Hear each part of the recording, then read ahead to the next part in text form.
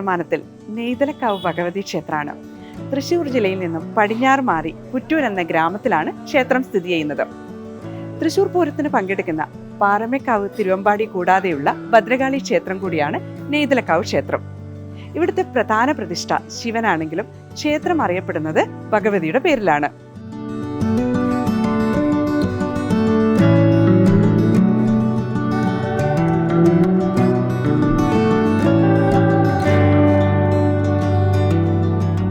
എല്ലാ ക്ഷേത്രങ്ങളെ പോലെ തന്നെ നെയ്തലക്കാവ് ക്ഷേത്രത്തിനും അതിൻ്റെതായ ഐതിഹ്യമുണ്ട്. ഇവിടെ ദേവി വന്നിരിക്കുകയാണെന്നാണ് ഐതിഹ്യം. അതിൻ്റെ പിറകിൽ ഒരു കഥയുണ്ട്.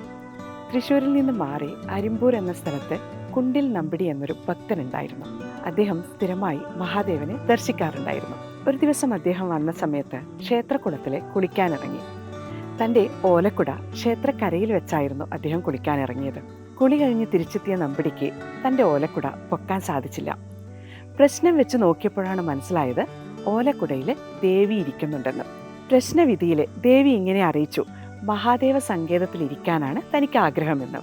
ഉടൻ തന്നെ നമ്പിടി ഒരു നെയ്ത്താലത്തിൽ തിലക്കിഴി അഥവാ എള്ളുതിരി കത്തിച്ച് അതിൽ ആവാഹിച്ച് പ്രതിഷ്ഠിച്ചു എന്നാണ് സങ്കല്പം.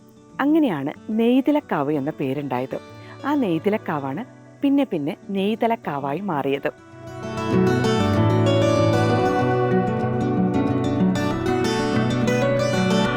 ഇവിടുത്തെ മഹാദേവന്റെ ശ്രീകോവിൽ എന്ന് പറയുന്നത് കേരളത്തിലെ തന്നെ ഏറ്റവും വലിയ വട്ടശ്രീകോവിലുകളിൽ ഒന്നാണ്. അതായത് വടക്കുംനാഥന് സമാനമായ വട്ടശ്രീകോവിലാണ് ഇവിടെ ഉള്ളത്. മഹാദേവന്റെ പിൻവശത്ത് പാർവതി ദേവിയുടെ വാൽക്കണ്ണാടിയാണ് പ്രതിഷ്ഠയായിട്ടിരിക്കുന്നത്. അതുപോലെ തന്നെ വട്ടശ്രീകോവിലിനോട് ചേർന്ന് ഒക്കത്തിരിക്കുന്ന പോലെയാണ് ഗണപതിയുടെ ശ്രീകോവിലുള്ളത്. അതുകൊണ്ട് തന്നെ ഒക്കത്തെ ശ്രീഗണേശൻ എന്നുകൂടി ഇവിടുത്തെ ഗണപതിക്ക് പേരുണ്ട്.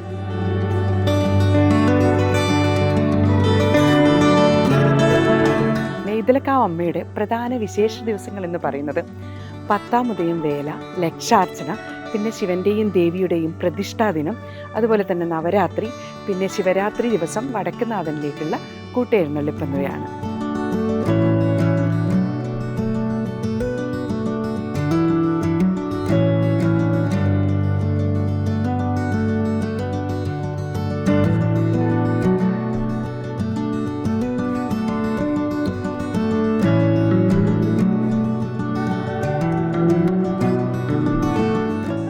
ഉപദേവതകളായിട്ടുള്ളത് ഇടയ്ക്കൽ ഗണപതി, ശാസ്താവ്, ദുർഗാദേവി, അന്തിമഹാകാളൻ, ബ്രഹ്മരക്ഷസ് എന്നിവരാണ്.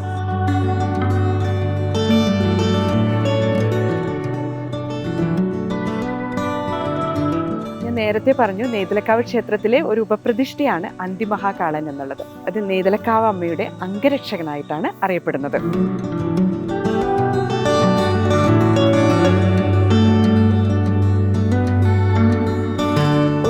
ക്ഷേത്രം ശ്രീ മഹാദേവന്റെ മാത്രം ക്ഷേത്രമായിരുന്നു. അന്ന് പള്ളിപ്പുറം ക്ഷേത്രം എന്നാണ് ക്ഷേത്രം അറിയപ്പെട്ടത്. മഹാദേവനെ പള്ളിപ്പുറത്തപ്പൻ എന്നും വിളിച്ചു പോന്നു. തൃശ്ശൂർ പൂരത്തിന്റെ അന്ന് ഏറ്റവും ഒടുവിലെത്തുന്ന ഘടകപുരമാണ് നെയ്തലക്കാവിൽ ഭഗവതി ക്ഷേത്രം. പൂരത്തിനന്ന് ഒരുപാട് ചടങ്ങുകളുണ്ട് ദേവിക്ക്. രാവിലെ നാദസ്വരത്തിന്റെയും വലം തല ചെണ്ടയുടെയും അകമ്പടിയോടെ നടുവിലാലെത്തുന്നു. അവിടുന്ന് ആൽത്തറയിൽ ഇറക്കി എഴുന്നള്ളിക്കുന്നു. അതിനുശേഷം 11 ആനകളുടെയും പാണ്ടിമേളത്തിന്റെയും അകമ്പടിയോടെ ശ്രീമൂലസ്ഥാനത്തെത്തുകയും പിന്നീട് ത്രിപുടമേളത്തോടെയാണ് വടക്കുംനാഥനെ പ്രദക്ഷിണം ചെയ്യുന്നത്. പിന്നീട് കൊമ്പുപറ്റി, കുഴൽപ്പറ്റി എന്നിവയ്ക്ക് ശേഷം തെക്കേ ഗോപുരം വഴി പുറത്തു കടന്ന് സ്വരാജ് റൗണ്ട് വഴി പഴയ നടക്കാവ് കാർത്തിയാനി ക്ഷേത്രത്തിലെത്തുന്നു. പിന്നീട് അവിടെ ഇറക്കി എഴുന്നള്ളിക്കുന്നു. വൈകുന്നേരം വീണ്ടും കാർത്തിയാനി ക്ഷേത്രത്തിൽ നിന്ന് പാണി കൊട്ടിയിട്ടാണ് എഴുന്നള്ളുന്നത്. പിന്നീട് പാണ്ടിമേളത്തോടെ ശ്രീമൂലസ്ഥാനത്തെത്തുകയും നിലപാട് തറയിൽ നിലപാട് നിന്ന ശേഷം സ്വക്ഷേത്രത്തിലേക്ക് തിരിച്ചെത്തുകയും ചെയ്യുന്നു.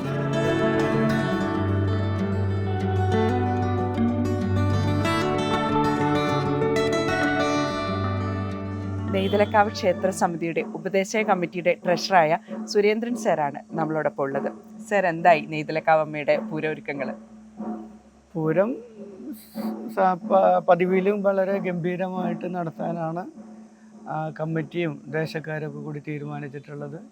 ഇപ്രാവശ്യം പതിവിൽ വ്യത്യസ്തമായി പോലീസും സർക്കാരും ദേവസ്വം ബോർഡും എല്ലാം വളരെ ചിട്ടയോടെ മുൻകരുതലോടുകൂടി തന്നെയാണ് ഈ വർഷത്തെ പൂരം ചിട്ടപ്പെടുത്തിയിട്ടുള്ളതും അതിൻ്റെ എല്ലാ കാര്യങ്ങളും നടപ്പിലാക്കിക്കൊണ്ടിരിക്കുന്നത്. ഇന്നലെയും ഇപ്പോൾ ദേവസ്വം മന്ത്രിയും മറ്റ് ഉന്നത പോലീസ് ഉദ്യോഗസ്ഥന്മാർ, ജില്ലാ കളക്ടർ അടക്കമായിട്ടുള്ള ഒരു അവലോകനം നടന്നിരുന്നു. കഴിഞ്ഞ വർഷങ്ങളെ അപേക്ഷിച്ച് കൂടുതൽ ആളുകൾ ഇപ്രാവശ്യം തൃശ്ശൂർ പൂരത്തിന് പങ്കെടുക്കുമെന്നാണ് എല്ലാവരുടെയും ഒരു കണക്കുകൂട്ടൽ. അതിനനുസരിച്ചുള്ള എല്ലാ തയ്യാറെടുപ്പുകളും നടന്നു വരികയാണ്. നെയ്തലക്കാവ് ഭഗവതിയെക്കുറിച്ച് പറയുമ്പോൾ എല്ലാവർക്കും അറിയാവുന്ന പോലെ ആചാരങ്ങൾ കൊണ്ട് ഏറ്റവും ഒരു പ്രഥമ സ്ഥാനത്തുള്ള ഭഗവതിയാണ് നെയ്തലക്കാവ് ഭഗവതി. കാരണം പൂരവിളംബരം എന്നൊരു ചടങ്ങ്, പൂരത്തിൻ്റെ ചടങ്ങുകൾ ആരംഭിക്കുന്ന പൂരവിളംബരം എന്ന ചടങ്ങ് നടത്താനുള്ള അവകാശം ശക്തൻ തമ്പുരാൻ്റെ കാലം തൊട്ട് അനുവദിച്ച് തന്നിട്ടുള്ളത് നെയ്തലക്കാവ് ഭഗവതിക്കാണ്. ഈ നിലപാട് തറയിൽ കയറി നിന്ന് 3 പ്രാവശ്യത്തെ ശംഖുവിളിയോട് കൂടിയാണ് പൂരവിളംബരം എന്ന ചടങ്ങ് നടക്കുന്നത്. അപ്പോൾ അതിന് ഒരു ഐതിഹ്യം പറയുന്നത്, ഈ ശക്തൻ തമ്പുരാൻ ജീവിച്ചിരുന്ന കാലത്ത് അദ്ദേഹം ഈ നിലപാട് തറയിലാണ് ഇരുന്ന് പൂരം നടക്കുന്ന സമയത്ത് അവിടെ വന്നിരിക്കും. അപ്പോൾ അവിടെ നിന്നിട്ടാണ് നെയ്തലക്കാവ് ഭഗവതി പൂരവിളംബരം എന്ന ചടങ്ങ് നടത്തുന്നത്. ഇപ്പം എല്ലാ ക്ഷേത്രങ്ങളിലും ഒരു വ്യാഴവട്ടക്കാലം കഴിഞ്ഞാൽ ഒരു അഷ്ടമംഗല പ്രശ്നം വെച്ച് പ്രതിഷ്ഠകൾക്ക് എന്തെങ്കിലും ക്ഷീണം സംഭവിച്ചിട്ടുണ്ടോ, അല്ലെങ്കിൽ എന്തെങ്കിലും ക്ഷേത്രത്തിൽ എന്തെങ്കിലും മാറ്റങ്ങൾ വരുത്തേണ്ടതുണ്ടോ എന്നറിയാൻ വേണ്ടിയിട്ടാണ് അഷ്ടമംഗല പ്രശ്നം നടത്തുന്നത്. അപ്പോൾ അതിൻ്റെ ഭാഗമായി നടന്ന പ്രശ്ന വിചാരത്തിൽ മഹാദേവൻ്റെ പ്രതിഷ്ഠിച്ചതാണ് എന്നാണ് പറഞ്ഞത്. പക്ഷേ ഇപ്പോഴും ദേശവാസികളുടെ വിശ്വാസം സ്വയംഭൂവാണെന്ന് തന്നെയാണ്. വലിയ ശിവലിംഗമാണ്, വളരെ വലിയ ശിവലിംഗമാണ്. ഈ പീഠം ശിവലിംഗത്തിലേക്ക് ഇങ്ങനെ ഇറക്കി വെച്ച രീതിയിലാണ്. അപ്പോൾ അതുമാത്രമല്ല, അതിനൊരു പ്രത്യേകത വെച്ചാൽ ഈ പീഠം ഇപ്പം നിലവിലുള്ള ശ്രീകോവിലിൻ്റെ വാതിൽ കൂടി പുറത്തേക്ക് കിടത്താനോ അകത്തേക്ക് കിടത്താനോ പറ്റാത്ത രീതിയിലാണ്. അപ്പോൾ അതുകൊണ്ട് നമ്മൾ മനസ്സിലാക്കേണ്ടത്, ഈ ശ്രീകോവിൽ പണിയുന്നതിന് മുമ്പ് തന്നെ ഈ പീഠം ശേഷമാണ് എന്താ പറയുക ശ്രീകോവിലിൻ്റെ പണി കഴിച്ചത് എന്ന് വേണം മനസ്സിലാക്കാൻ. എന്തായാലും അതിനെക്കുറിച്ച് അറിയണോ, എന്താണ് അഷ്ടബന്ധം, ഒരു അഷ്ടബന്ധ കലശമൊക്കെ നടത്തേണ്ട വന്നു. അഷ്ടബന്ധ കലശം എന്ന് പറയുന്നത് നമ്മൾ ഈ പറഞ്ഞ ഒരു ഓരോ വ്യാഴവട്ടം കഴിയുമ്പോൾ, അതായത് 12 വർഷം കഴിയുമ്പോഴും ക്ഷേത്രത്തിലെ നിധാന ചടങ്ങുകളുടെ ഭാഗമായിട്ടുള്ള അർച്ചനയും എന്താ പറയുക അഭിഷേകങ്ങളൊക്കെ നടക്കുമ്പോൾ എത്ര തന്നെ ശ്രദ്ധിച്ചാലും വളരെ ചെറിയൊരു അംശം വിഗ്രഹത്തിനോട് ചേർന്ന് നിൽക്കും. അപ്പോൾ അത് നീക്കം ചെയ്യുന്നതിന് വേണ്ടിയിട്ടാണ് പീഠം ഇളക്കി, അഷ്ടബന്ധം എന്ന് പറയുന്ന ഒരു തരം പശയാണ്. അപ്പോൾ ആ പീഠം ഇളക്കി വൃത്തിയാക്കിയതിന് ശേഷം വീണ്ടും അഷ്ടബന്ധം വിട്ട് ഉറപ്പിക്കുന്നതിനാണ് അഷ്ടബന്ധ കലശം എന്ന് പറയുന്നത്. അന്ന് ഉണ്ടാക്കി വെച്ച പീഠത്തെ ഒന്ന് ഇളക്കി മാറ്റി, സ്വല്പം ഒന്ന് മാറ്റി ഒന്ന് വീണ്ടും അതിലെ ഇടയ്ക്കുള്ള അഴുക്കുകൾ എന്തെങ്കിലും മാലിന്യങ്ങൾ ഉണ്ടെങ്കിൽ നീക്കം ചെയ്ത് വീണ്ടും ഉറപ്പിക്കുന്നു, അത്രേ ഉള്ളൂ. പൂർണ്ണമായിട്ട് എടുത്ത് മാറ്റിയാൽ പുനഃപ്രതിഷ്ഠയായിട്ട് മാറും. അങ്ങനെ ചെയ്യുന്നില്ല, അങ്ങനെ ചെയ്യില്ല. ഈ മാലിന്യങ്ങൾ നീക്കാൻ വേണ്ടി മാത്രം ഒരു ചെറിയ ഒരു മാറ്റം വരുത്തുന്നു എന്നുള്ളൂ. അപ്പോൾ അത് നടന്നു 9 ദിവസത്തെ വലിയൊരു ചടങ്ങായിരുന്നു. ബ്രഹ്മശ്രീ അണ്ഡലാടി ദിവാകരൻ നമ്പൂതിരിയുടെ നേതൃത്വത്തിലുള്ള വലിയൊരു സംഘം എന്താ പറയുക പൂജാരിമാരാണ് അത് നിർവഹിച്ചത്.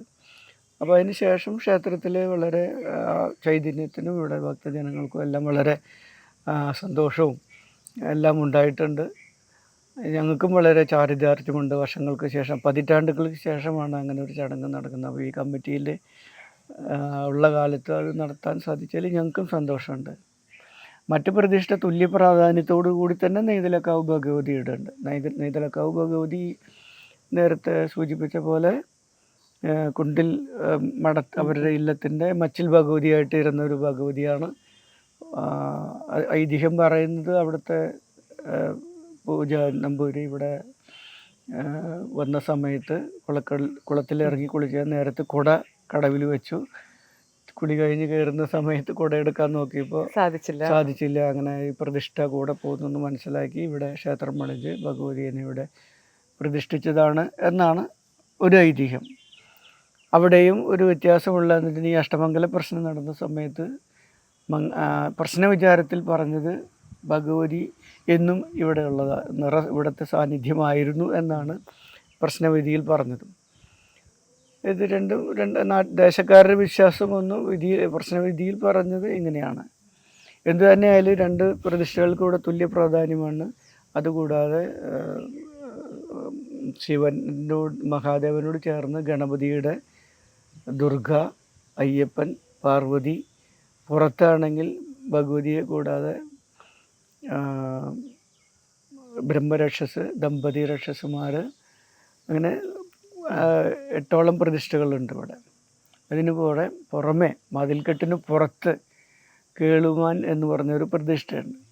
അപ്പോൾ അതിനെക്കുറിച്ചുള്ള ഐതിഹ്യം പറയുന്നത് പണ്ട് കാലത്ത് ഭഗവതിയുടെ കോമരമായിട്ട് അല്ലെങ്കിൽ വെളിച്ചപ്പാടായിട്ട് ഇവിടെ ഉണ്ടായിരുന്ന ഒരു വ്യക്തിയായിരുന്നു. അദ്ദേഹത്തിൻ്റെ മരണശേഷം ആ ചൈതന്യം ഭഗവതിയിൽ നിന്ന് വിട്ടുപോകാൻ വിഷമം കാണിച്ചതിൻ്റെ ഭാഗമായിട്ട് അദ്ദേഹത്തിനെ ഇവിടെ പ്രതിഷ്ഠ ആദ്യം ഉള്ളിലായിരുന്നു. ഇപ്പോൾ കഴിഞ്ഞ ഒരു പ്രശ്നത്തിൽ അത് മതിൽക്കെട്ടിന് പുറത്തേക്ക് മാറ്റി വെച്ചിട്ടുണ്ട്. ക്ഷേത്ര കമ്മിറ്റി സെക്രട്ടറി രജീഷ് എന്നാറാണ് കൂടെയുള്ളത്. തൃശ്ശൂർ പൂരത്തിന് തെക്കേ ഗോപുരം നട തുറക്കാൻ നെയ്തലക്കാവിലമ്മ തയ്യാറായോ? അപ്പോൾ അതിൻ്റെ ഒരുക്കങ്ങളായി വരുന്നു. നമുക്കത് പ്രധാനമായിട്ടുള്ളൊരു ചടങ്ങാണല്ലോ തൃശ്ശൂർ തെക്കേ ഗോപുരം നട തുറക്കൽ. അത് നമുക്ക് പണ്ട് കൊച്ചി രാജാവ് ഉള്ള കാലം മുതൽക്ക് നമുക്ക് മാത്രം അത് നെയ്തലക്കാവ് ഭഗവതിക്ക് പ്രത്യേകം അത് ഒരു അവകാശം ആയിട്ട് തന്നിട്ടുള്ളതാണ് തെക്കേ ഗോപുരം നട തുറക്കൽ. പൂരം വിളംബരം ചെയ്യുക എന്നുള്ള ഒരു അവകാശം നെയ്തലക്കാവിലെ അമ്മയ്ക്ക് അന്ന് കൊടുത്തിട്ടുള്ളതാണ്. നെയ്തലക്കാവിലെ അമ്മ തെക്കേ ഗോപുരം നട തുറക്കുന്നു, അതിനുശേഷം കണിമംഗലം ശാസ്താവ് എഴുന്നള്ളുന്നു, അങ്ങനെയാണോ? അങ്ങനെയാണ്. ഇത് ഇവിടെ വന്ന് നമ്മളിവിടുന്ന് ഒരു 8:30 ഇവിടുന്ന് ഇറങ്ങും. അമ്പലത്തിൽ നിന്ന് ഇറങ്ങി പാമ്പൂര് വഴി അങ്ങനെ പോയി പാട്ടരാക്കിൽ നേരെ തിരുവമ്പാടിയുടെ മുന്നിൽ കൂടെ ചെന്ന് റൗണ്ടിലെത്തിയിട്ട് ലെഫ്റ്റ് പോവും. നടതുറപ്പിന് ലെഫ്റ്റ് പോയി പാറമക്കാവിൻ്റെ അവിടെ നിന്ന് കയറുക ചെയ്യുക. എന്നിട്ട് അങ്ങനെ നേരെ നമ്മൾ അമ്പലത്തിൽ ചെന്ന് അവിടെ മേളുണ്ട്. 10:30 മേളം തുടങ്ങും. 2 മണിക്കൂർ മേളുണ്ട്. ഇപ്രാവശ്യം കക്കാട് രാജപ്പന്മാരുടെ മേളാണുള്ളത്. ഒരു പ്രാവശ്യം മാറി മാറി കൊടുക്കാറുണ്ട്. അത് 2 മണിക്കൂർ മേളം കഴിഞ്ഞ് നേരെ നമ്മൾ അമ്പലത്തിൻ്റെ ഉള്ളിൽ കയറും. അമ്പലത്തിൻ്റെ ഉള്ളിൽ കയറി അവിടെ കൊമ്പ് പറ്റ്, കോയൽപ്പറ്റ്, അങ്ങനെ 1-2 ചടങ്ങുകളുണ്ട്. അതുപോലെ പോകുന്നതും നാദസ്വരത്തിന്റെയും അകമ്പടിയോടെയാണ് ഇവിടുന്ന് പോവുക. അവിടെ ചെല്ലുമ്പോഴാണ് മേളം സ്റ്റാർട്ട് ചെയ്യുന്നത്. പിന്നെ ഉള്ളിൽ കയറി നമ്മൾ ആ ചടങ്ങുകൾ കഴിഞ്ഞ് പുറത്തേക്ക് ഇറങ്ങി ഇവിടുന്ന് വലം വെച്ച് ഈ ശ്രീമൂലസ്ഥാനത്തേക്ക് തന്നെ വീണ്ടും വരും. അവിടെ ഒരു നിലപാട് തറ ഉണ്ട്. അവിടെ കയറി ശംഖ് വിളിക്കുന്നതോട് കൂടിയിട്ടാണ് ഈ പൂരത്തിൻ്റെ വിളംബരം ശരിക്ക് ഔദ്യോഗികമായിട്ട് നടക്കുന്നത്. 3 പ്രാവശ്യം ശംഖ് വിളിക്കും. ഇപ്പൊ പൂരത്തിന്റെ വെടിക്കെട്ട് വിവാദം അങ്ങനെ എന്തെങ്കിലും ഇപ്രാവശ്യത്തെ പൂരത്തെ ബാധിക്കുമോ? അങ്ങനെ ഇല്ല. എല്ലാം ഒരു നേരത്തെ തന്നെ ഗവൺമെന്റ് മുഖ്യമന്ത്രി ഇടപെട്ട് യോഗം നടന്നിരുന്നു. പല യോഗങ്ങളിൽ ഞങ്ങളും പങ്കെടുത്തിരുന്നു. ഘടകക്ഷേത്രങ്ങൾ എന്നുള്ള രീതിയിൽ ഞങ്ങൾ പങ്കെടുത്തിരുന്നു പല യോഗങ്ങളിലും. ഇന്നലെ ഒരു മീറ്റിംഗ് രാമനിലയത്തിലുണ്ടായിരുന്നു. മന്ത്രി, ദേവസ്വം മന്ത്രി വിളിച്ച യോഗം ഉണ്ടായിരുന്നു, അവലോകന യോഗം. അതിലും പങ്കെടുത്തിരുന്നു. അപ്പോൾ സർക്കാരിന്റെ ഭാഗത്ത് അല്ലെങ്കിൽ കൊച്ചിൻ ദേവസ്വം ബോർഡിന്റെ ഭാഗത്ത് അതിനുള്ള ഒരുക്കങ്ങളൊക്കെ പൂർത്തിയായിട്ടുണ്ട്. അല്ല, നമുക്കറിയാലോ ചരിത്രത്തിൽ ആദ്യമായിട്ടാണ് കഴിഞ്ഞ പ്രാവശ്യം വെടിക്കെട്ട് മാറ്റി വെക്കേണ്ടി വന്നത്. അപ്പൊ അതിന്റെ മുന്നൊരുക്കങ്ങളൊക്കെ എല്ലാം ചെയ്തിട്ടുണ്ട്. അതൊന്നും കുഴപ്പമുണ്ടാവില്ല. നല്ല രീതിയിൽ നടക്കാൻ എല്ലാവരുടെയും സഹായങ്ങളുണ്ടാവും.